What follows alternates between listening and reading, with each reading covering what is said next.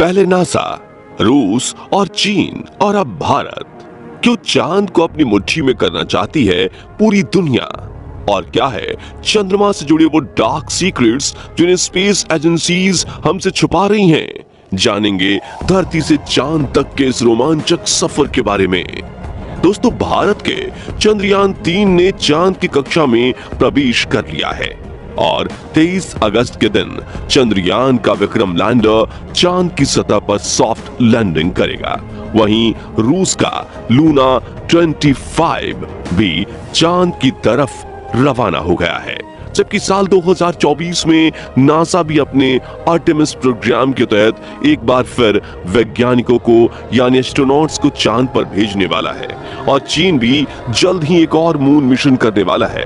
लेकिन अब सवाल आता है कि इन सभी देशों को चांद पर ऐसा तो क्या दिख गया जो चारों तरफ चांद पर पहले पहुंचने की होड़ मची हुई है? और आखिर चांद से जुड़े ऐसे तो कौन से रहस्य हैं जिनसे पर्दा उठाते ही हमारा चांद को देखने का नजरिया ही बदल जाएगा?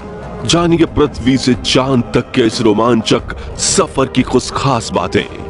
तो जल्दी से अपनी कुर्सी की पेटी बांध लीजिए और पूरा वीडियो जरूर देखिए। दोस्तों, चांद हमारी पृथ्वी से 3,84,400 किलोमीटर दूर है और अगर हम सीधा रास्ता पकड़ते हैं तो इसी के आसपास डिस्टेंस में ही हम चांद की सतह पर पहुंच जाएंगे।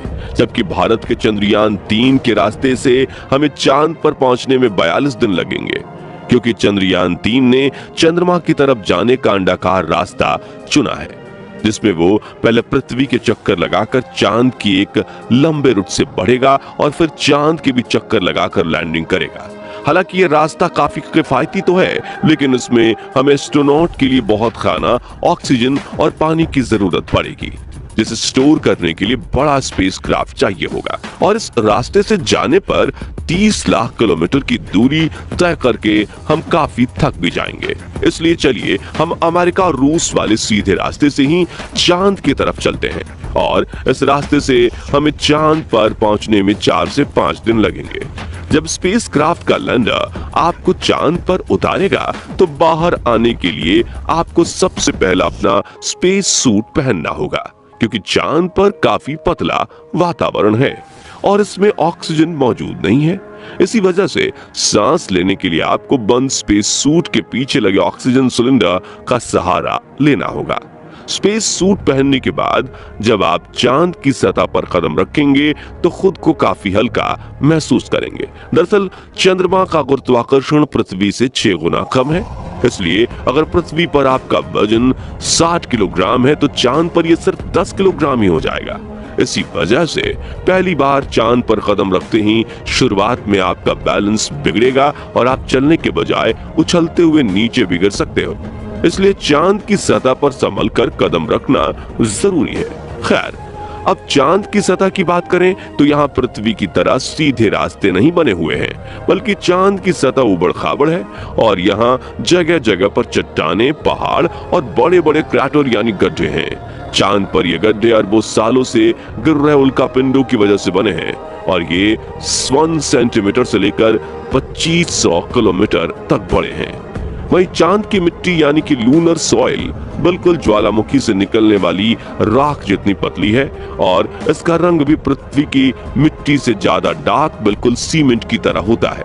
इस मिट्टी में खुरदरापन न होने की वजह से आप जैसे ही इस पर कदम रखेंगे आपके पैरों के निशान बन जाएंगे, जिस वजह से चांद पर सबसे पहले कदम रखने वाले एस्ट्रोनॉट नील आर्मस्ट्रॉन्ग और बल्ज एल्ड्रिन के पैरों के निशान आज भी मौजूद हैं। अब चांद की खूबसूरत जमीन देखने के बाद साथियों, आप अपनी नजरें जब ऊपर की तरफ करेंगे तो आपको हमारी पृथ्वी भी दिखाई देगी। जी हाँ, जैसे पृथ्वी पर चांद का उदय होता है वैसे ही चांद पर भी पृथ्वी का उदय होता है। बस फर्क इतना है कि पृथ्वी से देखने पर चांद काफी छोटा लगता है और चांद से देखने पर पृथ्वी बहुत बड़ी दिखाई देती है और यहाँ से धरती की खूबसूरती देखकर आप मंत्रमुग्ध हो जाओगे। अब अगर आप चांद के उत्तरी ध्रुव पर लैंड करोगे तो आपको अपने आसपास भूतकाल में फैले हुए स्पेस मिशन के स्पेसक्राफ्ट और सैटेलाइट के टुकड़ों के साथ प्लास्टिक बैग में भरा हुआ कूड़ा भी दिखेगा। जाएगा। ये कूड़ा नासा के उन 12 एस्ट्रोनॉट्स ने फेंका है जो चांद पर जा पाए। दरअसल इन बैग्स में इनका मलमूत्र और खाने के रैपर्स वगैरह का वेस्ट है। वहीं अगर आप चांद के दक्षिणी ध्रुव पर उस जगह उतरते हैं जहां 4 साल पहले चंद्रयान 2 क्रैश लैंड होकर गिरा था, तो वो आज भी आपको उतनी बुरी कंडीशन में नहीं मिलेगा, क्योंकि क्रैश लैंड होने के बाद ना तो वो बारिश और ना ही तूफानी बवंडर से रूबरू हुआ है।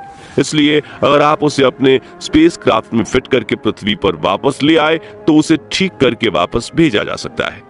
दोस्तों, आप ये तो जानते ही होंगे कि स्पेस के सभी सेलेस्टियल ऑब्जेक्ट्स पर अचानक उल्कापिंडों की बारिश हो जाती है। ये तो अच्छा है कि पृथ्वी की मैग्नेटिक फील्ड इन उल्कापिंडों को या तो साइड में धकेल देती है या फिर ग्रेविटी और एटमॉस्फेयर इसे धरती तक पहुंचने के पहले ही जलाकर राख कर देते हैं। लेकिन चांद की मैग्नेटिक फील्ड पृथ्वी के मुकाबले काफी कमजोर है।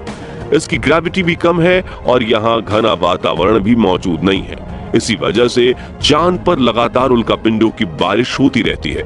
ऐसे में कोई भी उल्कापिंड गिरकर आपको पल भर में मौत के घाट उतार सकता है। इसलिए आपको उल्कापिंडों पर नजर लगाए बैठे कमांड सेंटर के वैज्ञानिकों से लगातार संपर्क बनाए रखना होगा।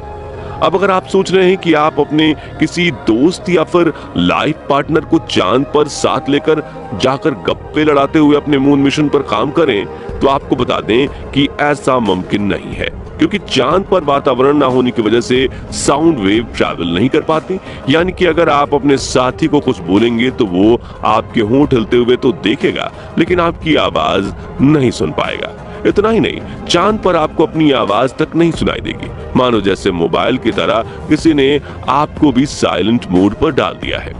हालांकि एस्ट्रोनॉट्स चांद पर एक प्रेशराइज्ड स्पेस सूट पहनते हैं जिसमें साउंड वेव को ट्रैवल करवाने के लिए नाइट्रोजन और ऑक्सीजन की मदद से कृत्रिम वायुमंडल बनाया जाता है। साथ ही इन्हें एक माइक्रोफोन वाली हेडफोन पहनाई जाती है जिसके जरिए ये अपनी साथी और कमांड सेंटर की आवाज सुन सकें और जवाब भी दे सकें। अब दोस्तों, चांद पर अपने काम को पूरा करके जब आप सोने जाएंगे तो सुबह आपको सूरज की रोशनी नींद से नहीं जगाएगी, क्योंकि चांद को अपनी धुरी पर घूमने में 28 दिन लगते हैं, जिस वजह से चंद्रमा पर एक दिन 14 दिन का होता है और 14 दिन की रात होती है। यानी कि वहां एक दिन रात पृथ्वी के 28 दिन के बराबर होता है। ऐसे में अगर आप दिन के समय चांद पर गए तो 24 घंटे ही आपके आसपास उजाला होगा और सोने व जागने के लिए आपको पृथ्वी के समय का इस्तेमाल करना होगा, क्योंकि आपका शरीर उसी तरह से काम कर पाएगा। बता दें कि अंतरिक्ष में गए सभी astronauts omega speedometer professional watch पहनते हैं, जिसमें वो रात का अलार्म लगाकर सोते हैं और सुबह अलार्म बजते ही उठ जाते हैं। साथियों, एक और बड़ी दिक्कत है कि रात के समय चांद का तापमान -130 डिग्री तक पहुंच जाता है, जबकि दिन के समय यही तापमान 120 डिग्री सेल्सियस तक बढ़ जाता है। वैज्ञानिकों द्वारा की गई खोज के मुताबिक चांद के हर हिस्से का तापमान अलग अलग होता है और इसमें से सबसे खतरनाक जगह पर चांद के दक्षिणी ध्रुव में मौजूदा डार्क साइड। आपको बता दें कि चांद के इस इलाके में काफी बड़े बड़े गड्ढे हैं और कई अरबों सालों से यहाँ सूरज की रोशनी नहीं पड़ी है। इसलिए इन क्रैटर्स का तापमान -230 डिग्री तक पहुंच जाता है। इतने कम तापमान में स्पेसक्राफ्ट के उपकरण काफी ठंडे पड़ जाते हैं और कुछ तो इस तापमान की मार झेल नहीं पाते। इसी वजह से दुनिया के किसी भी देश ने चांद के दक्षिणी ध्रुव में लैंडिंग नहीं की है और यही वजह है कि भारत अपने चंद्रयान 3 को वहां पर दिन के समय में ही उतारने वाला है, ताकि तापमान ज्यादा ठंडा ना रहे। और इस लैंडिंग के साथ हम दुनिया के वो पहले देश बन जाएंगे जिसने चांद के दक्षिणी ध्रुव पर फतेह हासिल की है। दोस्तों, चांद अपनी धुरी पर एक चक्कर लगाने में 28 दिन लेता है, वहीं इसे पृथ्वी का एक चक्कर लगाने में भी उतना ही समय लग जाता है।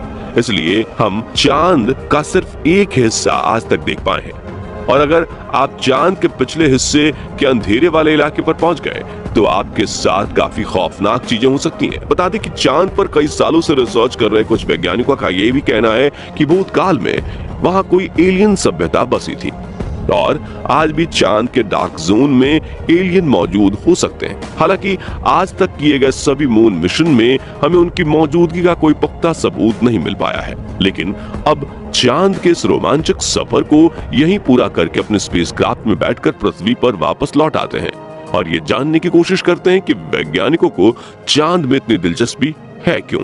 तो इसका मुख्य कारण ये है कि आज से 450 करोड़ साल पहले जब एक ग्रह पृथ्वी से आकर टकराया था, तब पृथ्वी का एक हिस्सा टूटकर धरती से 4 लाख किलोमीटर दूर चला गया और पृथ्वी की परिक्रमा करने लगा, जिसे हम चांद के नाम से जानते हैं। इसी वजह से इसके क्रस्ट में पृथ्वी की तरह ही कई महत्वपूर्ण खनिजों की मौजूदगी हो सकती है। वही चंद्रयान 2 ने चांद की सतह पर वाटर आइस और हाइड्रोक्लिल्स के रूप में पानी की खोज की है, जो इंसानों के जीवन के लिए काफी जरूरी है। इसके अलावा अंतरिक्ष में चांद ही पृथ्वी के सबसे करीब है, इसलिए भविष्य में वहां जाकर बसना हमारे लिए काफी किफायती साबित होगा। वहीं यहाँ पर हम एक लूनर स्टेशन भी बना सकते हैं। इन्हीं कारणों की वजह से सभी स्पेस एजेंसीज चांद में सबसे ज्यादा दिलचस्पी दिखाती हैं। तो दोस्तों, अगर भविष्य में मौका मिले तो क्या आप चांद पर जाकर बसना चाहेंगे या नहीं? कमेंट करके जरूर बताइए। और वीडियो जरूर पसंद आया होगा तो जल्दी से इसे लाइक और शेयर करके हमें सपोर्ट कीजिए। साथ ही जानकारी से भरपूर ऐसी रोमांचक वीडियोस देखते रहने के लिए हमारे चैनल को सब्सक्राइब और फेसबुक पेज को फॉलो जरूर करें। धन्यवाद।